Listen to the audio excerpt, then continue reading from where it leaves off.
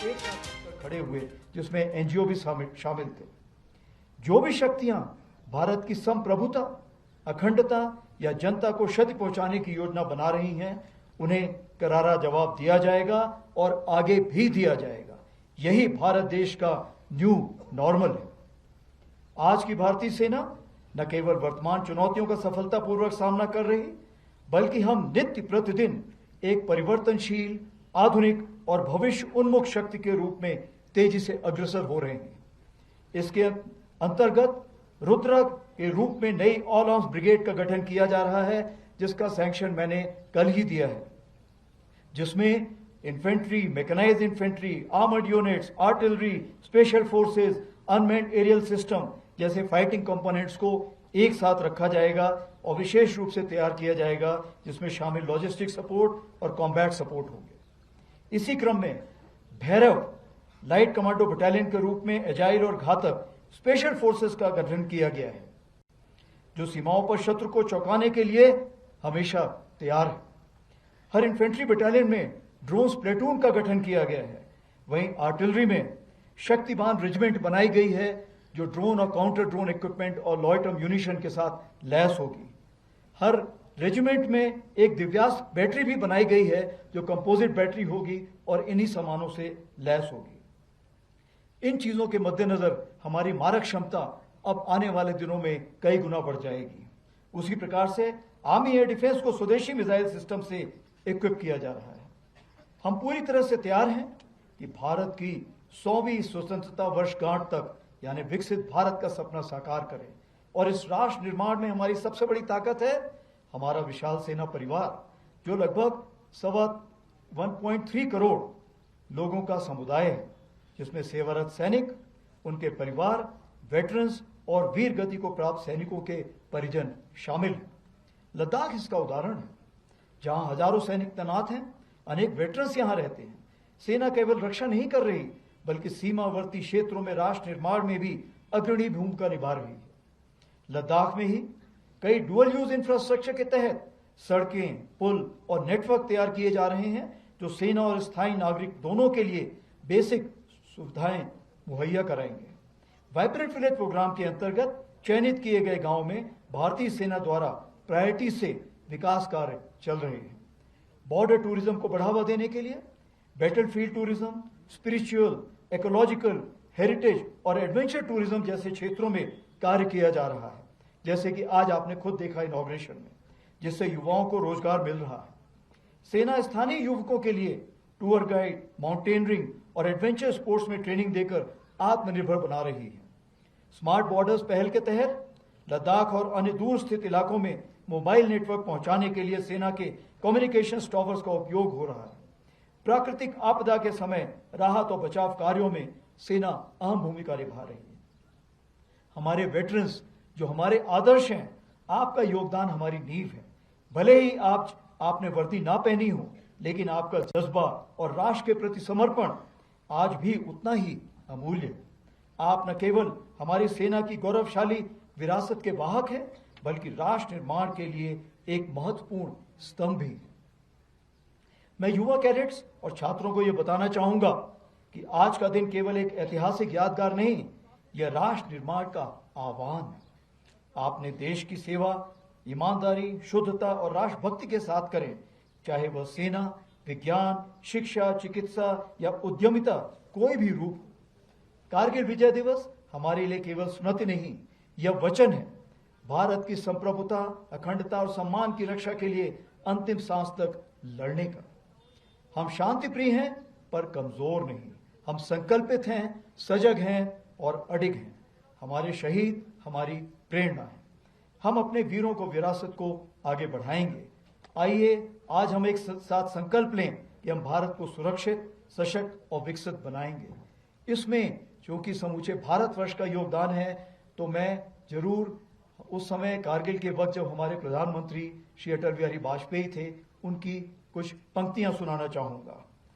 कुछ कांटों से सज्जित जीवन, प्रखर प्यार से वंचित यौवन, नीरवता से मुखरित मधुवन, परहित अर्पित अपना तन मन, जीवन को शत आहुति, जलना होगा गलना होगा, कदम मिलाकर चलना होगा। जय हिंद, धन्यवाद। आपसे उनसे अनुरोध है कि आप अपने स्थान पर खड़े होकर हमारे साथ 3 बार भारत माता की जय पुकारें। भारत माता की जय, भारत माता की जय, भारत माता की जय। जय हिंद। अब थल सेना Army Staff General Upendra Dwivedi hailing Indian forces and the role they play and they have been playing in the vision and dream of developed India. Now he also talked about the crucial role Indian armed forces play in the process of nation building. Further, he also highlighted Operation Sindoor that India recently conducted against Pakistan's terror operations. Now, he said that under the operation, unlike Pakistan, who continues to target civilians under the disguise of its terror proxies, India did not target civilians at all. Instead, it took out on the terror camps that are located in Pakistan and the terror headquarters as well. Visuals on your screen also showing you the wreath laying ceremony that took place a short while before. Viewers, today India is observing Kargil Vijay Divas, a both solemn and proud occasion for us, where we recall the brave sacrifices of our 527 soldiers in the Kargil War of 1999. And we also celebrate the victory that Indian forces achieved over Pakistan's forces.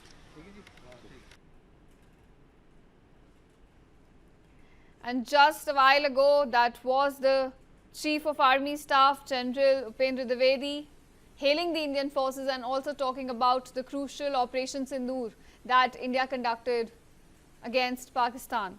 He talked about that how India targeted terror infrastructure in the country and took on the terror headquarters located in Pakistan. He also highlighted that unlike our neighbor, which is a terror state, it continues to target civilians, but New Delhi does not do that. In fact, this operation, viewers, was in retaliation to the Pahalgam terror attack, in which Pakistan-based terrorists were involved and about 26 civilians' lives were lost. And now that was General Dwivedi talking about that very operation that India conducted, Operation Sindoor against Pakistan. The Army Chief clearly said that Indians are peace-loving, but they are not weak. The fact that we do consider peace and we want to work towards development should not be taken as a point of our weakness. If hit with terror-related activities, we will strike back, and we will strike back hard.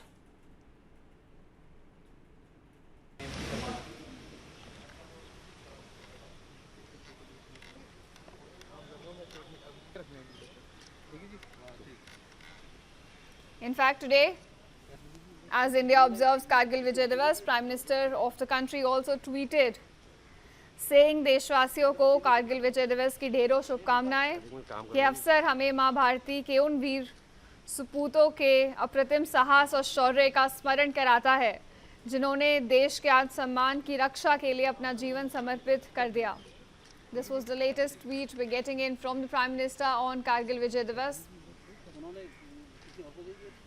He also mentioned मातृभूमि के लिए मर मिटने का उनका जज्बा हर पीढ़ी को प्रेरित करता रहेगा। जय Hind. Basically saying that the kind of valiance, the kind of courage that Indian Armed Forces showed on the battlefield back in 1999 is something that generations will get inspired from. And visuals on your screen also showing you Defence Minister Rajnath Singh paying tribute to our fallen soldiers. Along with him stands the Tri-Services Chiefs and CDS of the country. They're paying tribute and homage to the fallen soldiers. About 527 soldiers. We lost about 527 soldiers, 527 young brave hearts during the Kargil War of 1999, and today India is observing this day. Let's also listen in to what the Army Chief said earlier.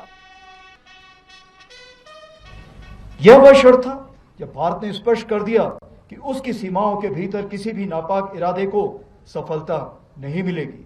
Bharat की एकता और अखंडता पर कोई आंच नहीं आने दी जाएगी। इसी परंपरा को आगे बढ़ाते हुए ऑपरेशन सिंदूर के दौरान भी भारतीय सेना ने उसी अदम्य साहस और दृढ़ संकल्प के साथ पाकिस्तान समर्थित टेररिस्ट इंफ्रास्ट्रक्चर को निशाना बनाया और पाकिस्तान की अन्य आक्रामक कार्रवाइयों को प्रभावशाली ढंग से विफल करते हुए एक निर्णायक जीत हासिल की।